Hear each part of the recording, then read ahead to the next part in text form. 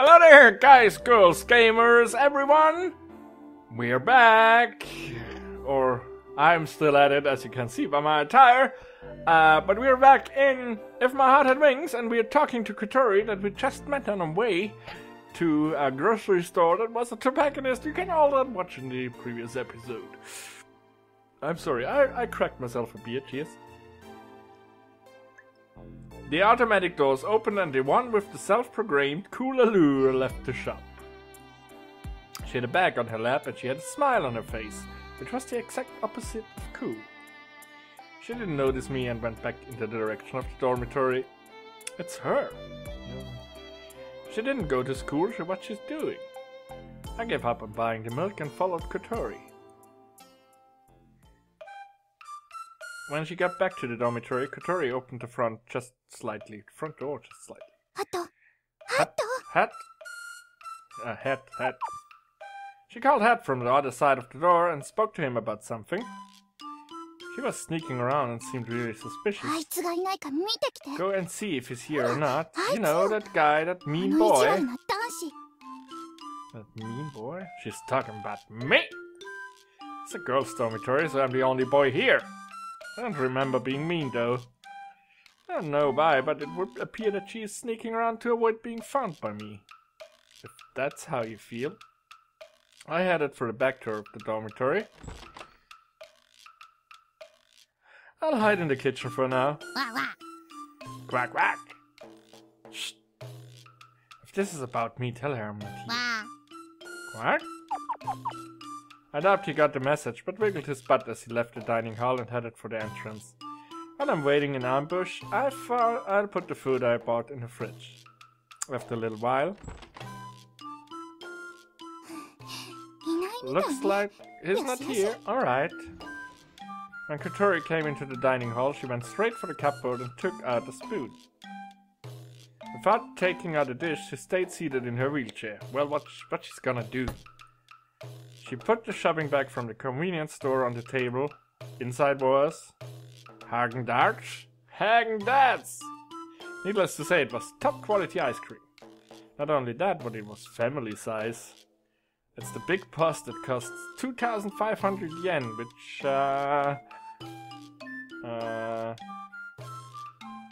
okay, Google. Doesn't really... Okay, Google. How much is 2,500 yen in US dollars?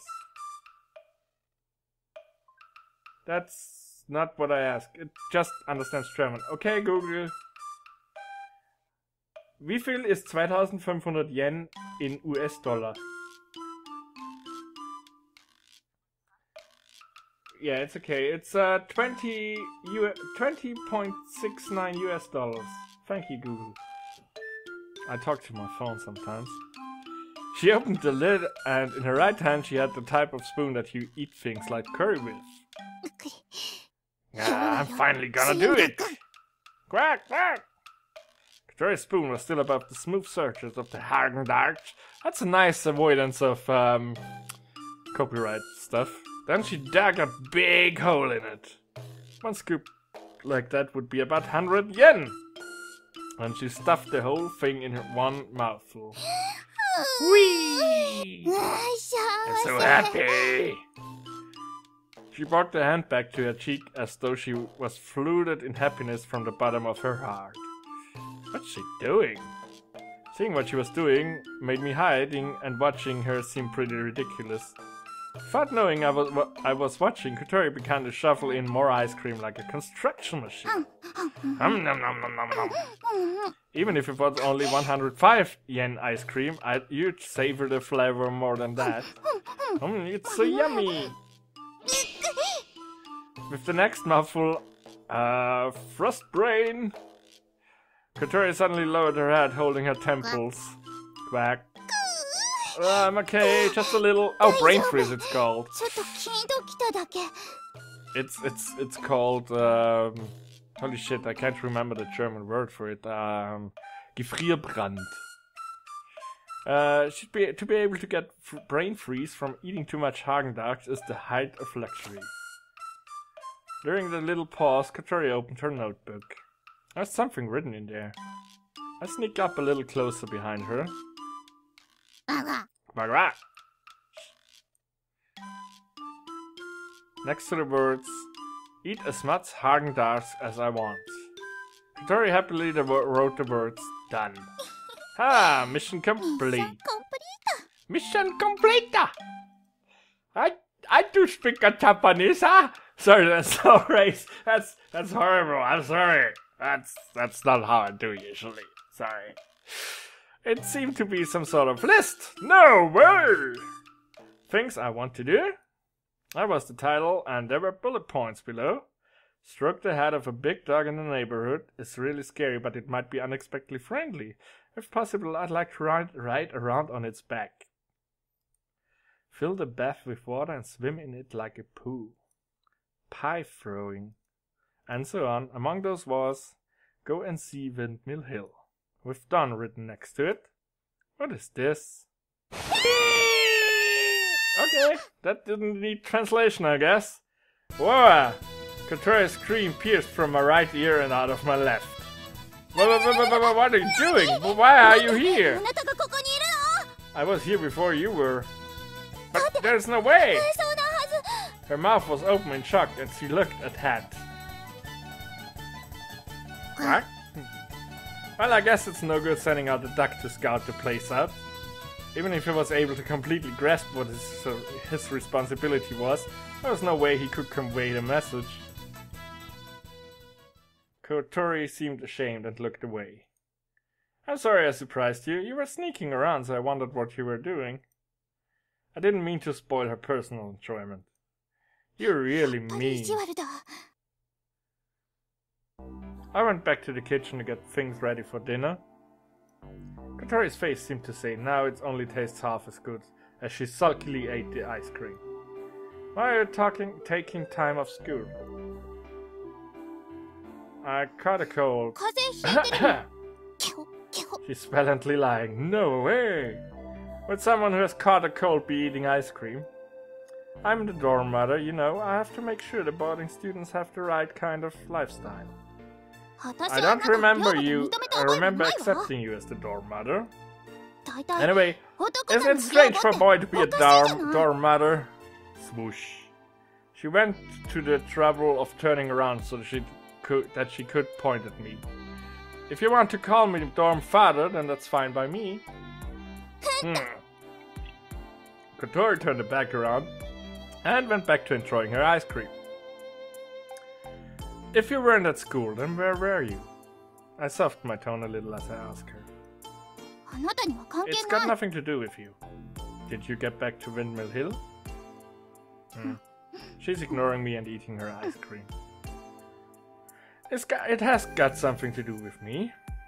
I won't accept you as the dorm mother. I don't mean that. Yesterday, if I hadn't been passing by, where would you be right now? Huh? If you're not careful in a place like that, then maybe nobody would have come. If you can't move your wheelchair, what would you have done by yourself? Do you still think it's got nothing to do with me? I'm not accusing her of anything. That's why I tried to speak as gently as possible, so as not to sound too harsh. However, I showed her how serious I was. Look, I said thank you, didn't I? For me to thank anyone is extremely rare, you know? It's true, as rare as a giant salamander. You should be one thanking me. Are you proud of that? If you think that people would be happy because it's rare, you're severely mistaken. Kotori seemed to be daunted by this sound argument, put down the spoon and started thinking seriously. But because I'm like this, I can't do anything. Do you want some ice cream? It's really expensive. No, I don't. I sounded a little mean, so Kotori became tearful all of a sudden. Her cheeks were quivering as she desperately tried to hold back the tears. Hey, I'm sorry. I was joking. Don't make that face. It's nothing. I'm fine. That's right. See, you're fine. Quack, quack. Hat quacked as though he was trying to cheer Kotori up. I wouldn't tell you to say thank you, would I? It's just that if you go out without telling anyone where you're going, it's kind of dangerous, you know? She wiped the corner of her eye a little with her finger. I understand, but I don't want to understand. Do I have to understand? Somehow that's what the look on her face said. She put the spoon down and went to leave the dining hall. Where are you going? I'm going to wash my face. It's all sticky around my mouth from where I've been eating ice cream. She closed her notebook and put it on her lap. A piece of paper fell from the notebook. It dropped something. Kotori looked as though she hadn't heard and left the dining hall. Hat went after her. As the sound of the wheelchair grew farther away, I let out a big sigh. Maybe I've said too much. It's just that I really was worried about her. I don't know anything about what's going on with Kotori, so perhaps I was unnecessarily interfering. Wait! Speaking of which, she was wearing her uniform. However, she was wearing her own clothes yesterday when she went to Windmill Hill. Could that she was actually planning on going to school? That's possible, isn't it? As I thought of that, I felt my mood lighten a little and picked up the piece of paper that she had dropped. Huh? For a moment, I couldn't believe my eyes. It was a notice for withdrawal of school.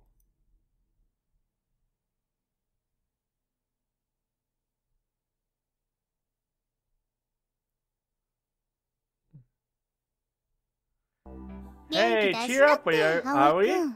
I was depressed while I was cleaning up after dinner, and Kanako came to comfort me. Why did everyone leave so much uneaten? It was really tasty though. For tonight's dinner, Kanako was the only one who ate all of her food. Without exception, everyone else left some uneaten. Am I completely crazy, or is it not good etiquette in Japanese to not eat everything on your plate? It shows you're rich or something. That's quite important there, apparently.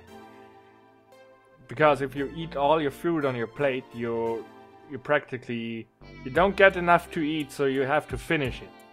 Which means you're not as rich. And if you have the comfort of, oh, I'm eating so much every time, I don't have to eat, or I cannot eat everything, then you show that you're rich. Or something could be completely wrong. Tomorrow I make even more tasty food, so tasty that no one will leave anything uneaten. I felt renewed determination, and then the duck came waddling into the dining hall. Hello, Senior Hat! Quack, quack! I see you're hungry, Aoi. Do you have something for him to eat? Sorry. There's some vegetables left over. That will do. Kanako took the leftover vegetables and fed them to Hat. Fed the Hat. Is this duck her pet? Are you allowed to have pets here? No, he's no one's pet. Quack, quack! He's been living here since before I came here. It's not clear who brought him here or when. That's why I call him Senior Hat. Oh. So the owner must have been keeping him. No, that's not it either. She said Hat just appeared one day. That's why, rather than being a pet, he's more like a housemate. Kotori also called him a housemate. Quack, quack. It's a mystery. It's a twistery. Once she had finished feeding Hat, Kanako got out of her seat. Okay, I think I'll go to take a bath. Don't go walking around in your underwear again, okay? Oh, why not? Come on, it's summer. No, spoil sport. Kanako gave me a quick insult as she left the dining hall. Why does everyone have to insult me just before they leave? I felt just a little hurt as I cleaned the dishes. You know, if I was the doormat, I would make them clean the dishes. No, sorry. Peek. This time it was Kotori poking her head into the dining hall. was almost as if she was waiting for Kaneko to leave before she came in. She doesn't seem to get along well with her, so maybe she was really waiting for her to leave. I thought she might have to come to have dinner, but she appeared to be looking for something. She's looking under the table. Hat, you're in the way. She went around the table once and then came past the counter in front of me. Hey, have you seen a piece of paper? No, I haven't. What kind of paper? Paper is paper. Are you sure you haven't seen it? Positive. Kotori groaned while staring at my face as if she were trying to see if I was telling the truth. With a straight face, I wiped the dishes with a towel. With no way to check, she went to look elsewhere. I put your dinner in the fridge. Heat it up in the microwave and eat it later, okay? I couldn't help lying to her. The thing she was looking for was the withdrawal notice that I'd picked up. People were worried that if it carries on like this, she'll stop coming altogether. It looks like she's not really enjoying school. Agita's words crossed my mind. It looks like Kotori really is planning to drop out of school. What am I doing? Why didn't I give the withdrawal notice back to her? There I stood, not even really understanding those feelings myself. That's some widescreen. Extend the little wing should fly in the sky highly. Is that the chapter? Oh, it's a day. 70 minutes. A little bit we're going to do. Whoa, that's a nice. Good morning! Early in the morning, the doorbell chimed, so I went to open it, and there I saw Agita. What are you doing here? So you really are a dorm mother? She remarked as she saw me wearing an apron. Don't make me take a spit take, eh? This place is the Witch Mansion, isn't it? Witch's Mansion. Witch's Mansion? Witch's Mansion, if anything. It's student dormitory for our school, huh? Agita focused on the word student dormitory as if questioning their suitability as she gazed the magnificent, holy... It's not the beer, I swear. I was surprised too. I think that would have become the caretaker of the place that we used to sneak into when we were kids. It's nice. I might like it a little here. I might like to here too. Live here too. If I were living here with you, Aoi, that would be definitely be fun. Why did you come here? I asked while guessing that perhaps she had come to invite me to walk to school with her. She is, after all, my #1 best friend! My BBF! BFF. Oh yeah, I came to ask Kotori to come to school with me. I was wrong. Miss Alule? Who's Miss Alule? No, it's nothing. While blushing due to a misunderstanding, I looked back to Kotori's room. Looks like she still hasn't woken up. Even if she gets up now and takes her time eating breakfast, she can still make it with time to spare. I see, alright, I'll wait here. That's nice, she helps her to school. Thank you for the food. There's still some left. I'm sorry, but I can't this much eat early in the morning. I can understand you. Not a morning person, cannot eat much either. You're joking, right? I only gave you a little bit. Even people in sports clubs don't eat huge bowl of Neapolitan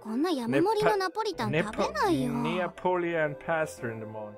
He made pasta in the morning? What is he? Oh yeah, I guess. Kaneko ate the whole thing again this morning though. How was the taste? It was tasty. Really? Yeah, really. But there was a lot of it, so I got tired of eating halfway through. With good food, it tastes good no matter how much you eat. You've always had an unrefined palate, haven't you? An unrefined palate? The shock hit me like a bolt of lightning. I hung my head in dismay. Why are you so shocked? The truth is, Agiha had revealed that the reason why, since yesterday, the boarders hadn't been eating my cooking properly. I thought I'd ask her opinion which is why I made Agiha some fruit and got her to eat it. It was made from leftover ingredients anyway. Eating things like pork fried with ginger and Napoleon pasta in the morning, it's unlikely that girls would ever accept that kind of food. What about something more refreshing? If you're gonna make pasta, why not try tomato sauce or Japanese style? Cooking for girls is so difficult. Boy or girl, we are all human. Tasty is tasty. That's what I believed. Just I was seriously troubled by this. I heard the squeaking of turning wheels coming from down the hallway. First, Hat the duck came into the dining hall, then Kotori came after him. It's the opposite of usual. Why do I have to... Kotori rubbed his sleepy eyes and started preparing Hat's food. It somehow looked as if the hungry Hat had woken her up. There, eat your fill and get nice and fat. Sooner or later I'm gonna eat you. Not understanding her words, Quack quacks happily as Kotori speaks to him and eats his food. Now he doesn't understand? It's a duck! How cute! And with the cute duck, we are finishing this episode. I thank you so much for watching. Not saying... With the 10th episode, I'm allowed to say it again. Thanks so much for watching. Best regards from the parts. I will see you in the next video. Bye!